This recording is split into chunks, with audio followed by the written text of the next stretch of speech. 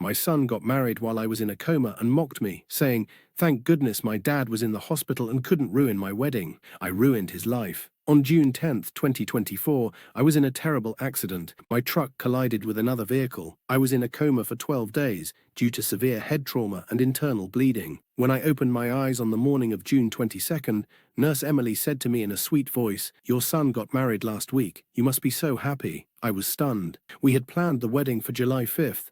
Had my son moved up the wedding date to get married while I was in a coma? I prayed all night that this betrayal wasn't real. The next day, my closest friend Mike came to visit. He had a strange look on his face. When he handed me his phone, I realized the nurse was right. Daniel was raising a glass in front of 350 guests at a famous hotel in New York, smiling and saying, "Thank goodness my dad was in the hospital and couldn't ruin my wedding." The room was filled with laughter. People who had known me for years were celebrating in my absence, not caring about my pain. But it didn't end there. Daniel had only visited me twice and had withdrawn $180,000 from company credit cards. The amount allocated for the wedding was $125,000. He had increased his own salary by 35%, distributed illegal bonuses to his friends, and recorded his honeymoon in Paris as a business trip. The luxury apartment, the BMW, everything was running on my money.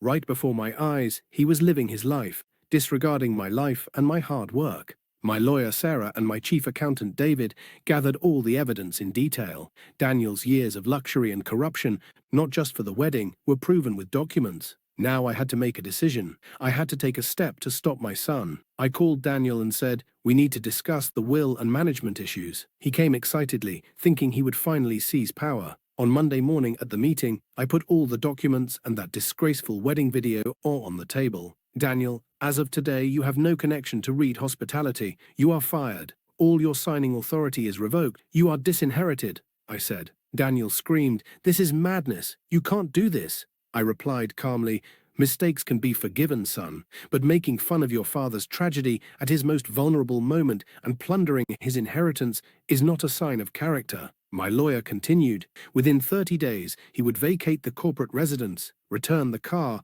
all cards would be closed, and the company health plan would end. Daniel now sells used cars around Miami, earning only $1,600 a month. His luxurious lifestyle is over, his arrogant demeanor gone. His wife Ashley lasted 4 months and divorced him. She loved the money, not Daniel. His friends disappeared one by one. When the money ran out, so did the friendships. Click on the video below to hear the revenge story of a father who sacrificed his legs for his son and was thrown out onto the street.